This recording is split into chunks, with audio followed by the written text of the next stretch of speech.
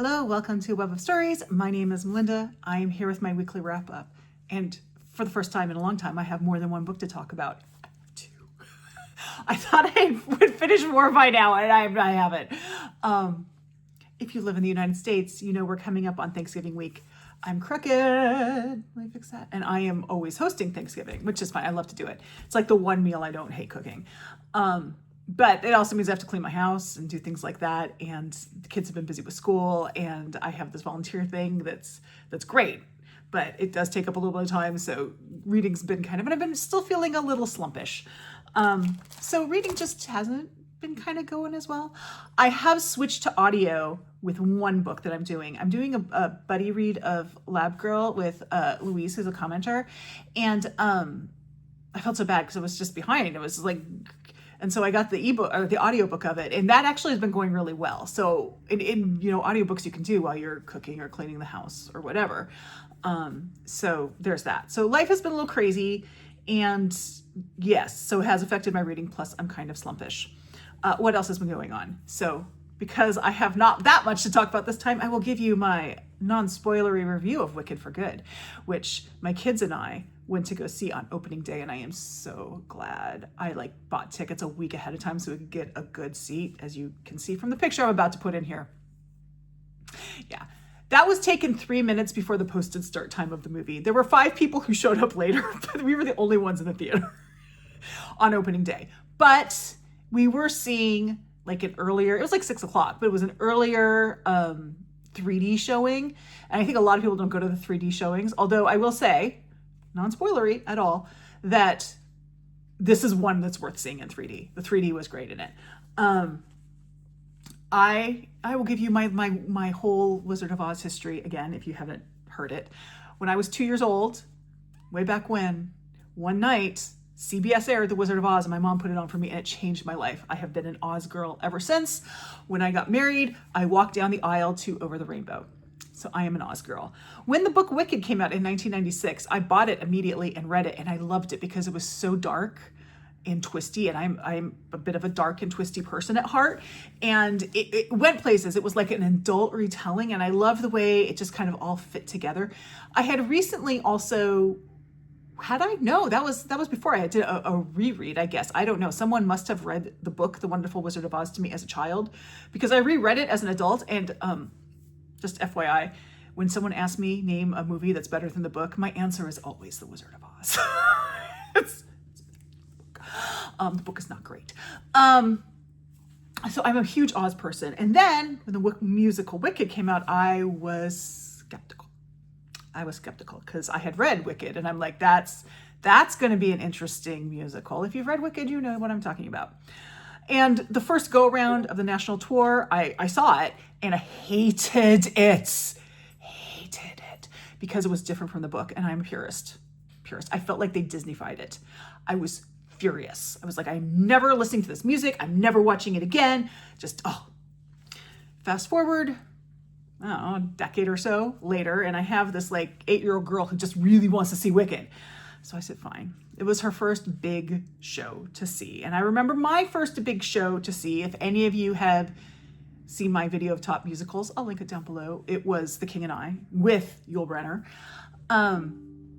I really remember my first show, and I was younger than she was at the time. So I spent the big bucks and got us really good seats to a musical I swore I would never watch again. And I went in whatever. But I actually enjoyed it the second time because I already knew it was different. And at this point, I just accepted the fact it is a different entity. For my Agatha Christie folks, the best way I can describe it is Wicked, I have a bag of toilet paper rolls. There's a story about that too over there, and the cat has just discovered that. Wicked, the musical / movie, is to Wicked the book, as for my Agatha Christie fans, A Haunting in Venice is to Halloween Party.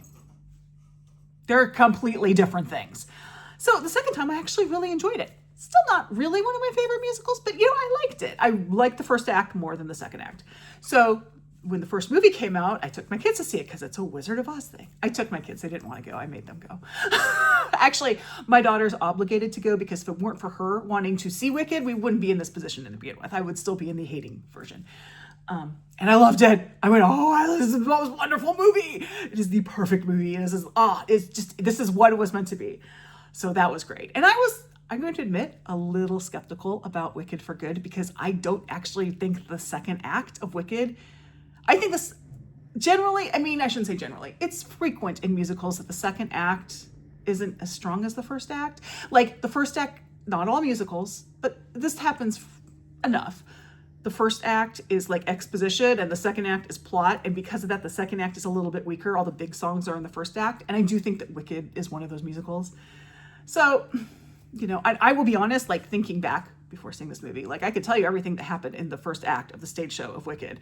I kind of have kind of vague things that's going on in the second act, again, because it's very different from the book. None of the songs really stood out to me. And it's just like that. But I'm like, okay, I'll go see it because I want to finish it, right? It was so good, guys. Don't listen to the critics, because the critics don't know what they're talking about. They keep saying this sequel isn't as good. First, it's not a sequel. It's Act 2. It is Act 2 of the same thing. It is one unit. And if you have the ability to do this, I strongly recommend watching the first movie and then immediately driving to the theater and watching the second movie, so you get the full experience.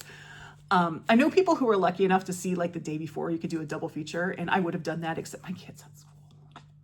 Darn kids, they kept me from it. But anyway, loved it. It was so good. And let me just say, again, non-spoiler, two things non-spoilery that I'll just kind of hint at. I am all here for Fierba. Fierba? That I'm not, oh man, let me just tell you. Whoa. We don't know.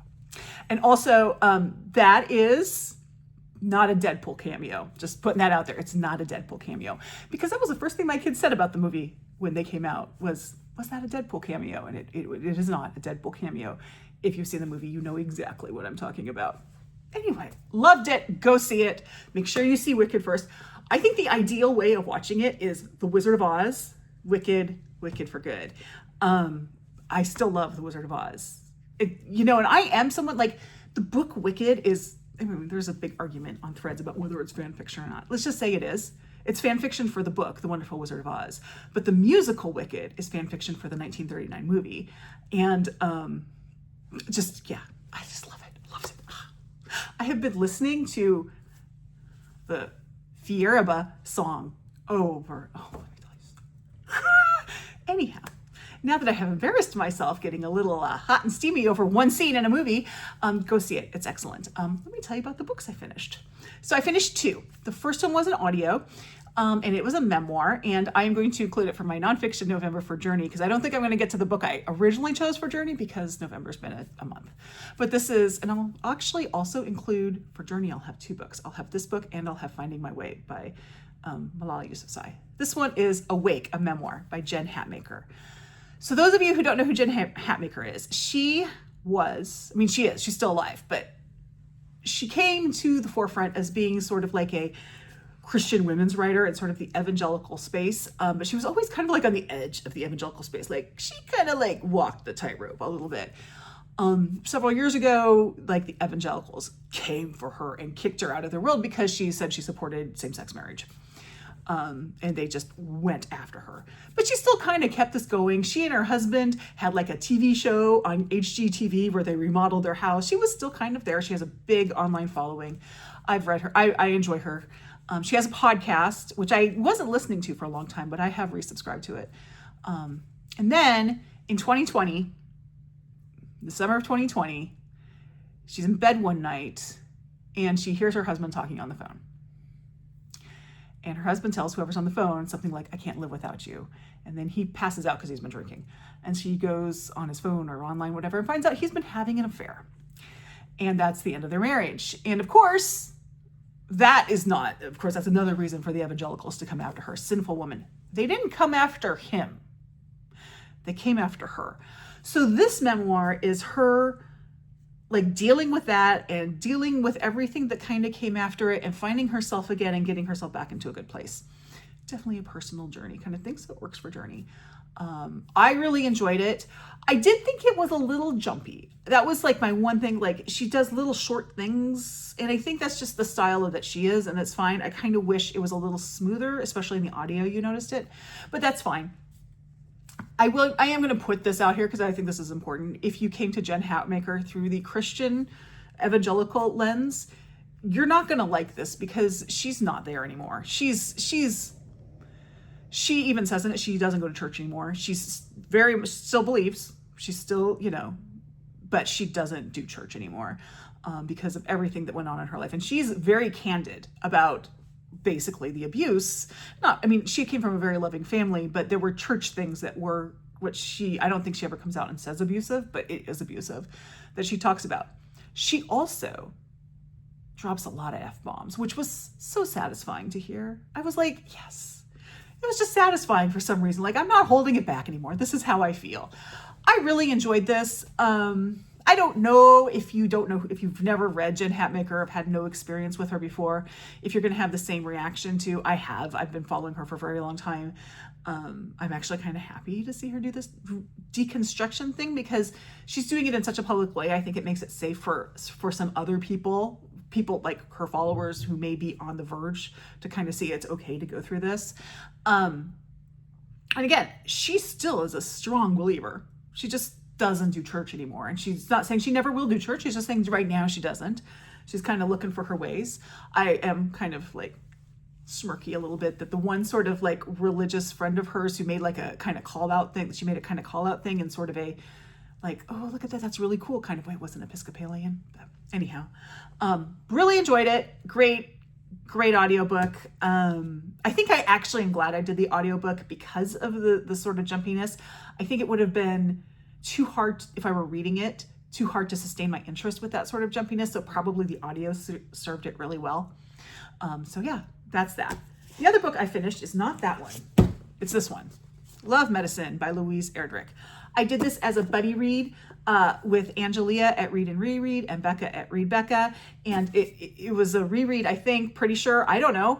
I really thought I'd read this book. And I think I have. I think I read it a long, long time ago. And then I have also read Louise Erdrich's short story collection, The Red Convertible, which is important because there are stories in The Red Convertible that appear here, but they're not identical, at least I don't think. There's also stories in The Red Convertible that deal with these characters that aren't in here, which made me wonder if I'd read it. So I did have a little issue of, am I going insane reading this? Just saying, that's not the book. That's just like my reading history thing. Am I going insane? But I did really enjoy it. I love Louise Erdrich. I love her writing. This is not an easy book to read subject-wise. It is also not an easy book to read format-wise. It is I probably best described as a collection of intertwined short stories that tell a story, which is fine. But you're going around from character to character, so to really get the feel of the book, you have to kind of wait a bit for everything to start gelling. So you're probably reading this going, why am I reading all these? There's also, I recommend a print book because in the print book, first of all, I recommend getting a new version because there's two versions of this book. There's the original version, and then there's this new printing version. This has more in it. There are a couple more stories in this, which we found out because Becca was reading the old version, and we have to say we'd have stories she didn't have. So I do recommend getting a newer version of it. But in it, this is why I recommend print. There's a family tree. This tree, I don't know if you can really tell right here, but as I described in our discussion, this tree is a bush. It's a bush. And I was going, every story, I'd have to go back and like find the character and figure out where they fit in because this is so intertwined. There's nothing wrong with that, but definitely if you read it, get the print version for that reason. Or somehow if you can like print this out if you want to read an ebook version of it or whatever. I don't know. I honestly don't know how you could follow this on audio. Personally, I don't think I could follow the audio of it. That could be a me thing. I don't know. But yeah, this is the first in a series of books, which I think we're going to continue. The three of us are going to continue to read. We're going to take a little break and start up in 2026. That kind of follows the same families. There's like 3-ish families that are sort of intertwined with each other that you see in here. You see the Capshaws, and there's the Nanapushes, and the Lamartines and the Morseys, but they're all kind of one family. I don't know. It's a bush. It's a family bush. Anyway, I really enjoyed this, even if I thought I was insane reading it. So, you know, that's what I've been reading. I do want to say I am going to do a video after I finish filming this that's going to go up on Tuesday, so tomorrow as you see this, and then I'm going to not be really online until after Thanksgiving because I have crap to do in my house. So I am so far behind in comments, and I do need to go back and do the comments, but I'm not going to have a post up on Thursday, which is Thanksgiving here in the United States. I will be back with my next weekly wrap up, which will come out on the 1st of December. But I am going to do my December TBR, and then that's going to be it for this month, just because it's crazy. Also, if you didn't know this boring corner is actually my dining room table. So I have to clear that off so we can eat. So my whole boring corner is going to cease to exist for a few days. Maybe I'll try during that time to catch up on comments. I do apologize. I'm so far behind in comments. It's just, I've been a crazy week. I've not been watching YouTube videos just because I haven't had a chance to sit down and watch them.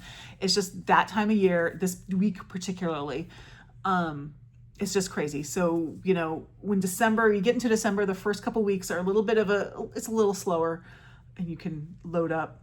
And then at the end, and then like there's Christmas, it's crazy. And then you have the week between Christmas and New Year's where I sit on my butt and I read the whole time, which is what I plan to do. But I'm just saying the rest of this week, there's a video tomorrow, Tuesday, and then no more videos until December 1st because life and November and Thanksgiving and all that. But the good news is I'll have books that I have finished reading by that time.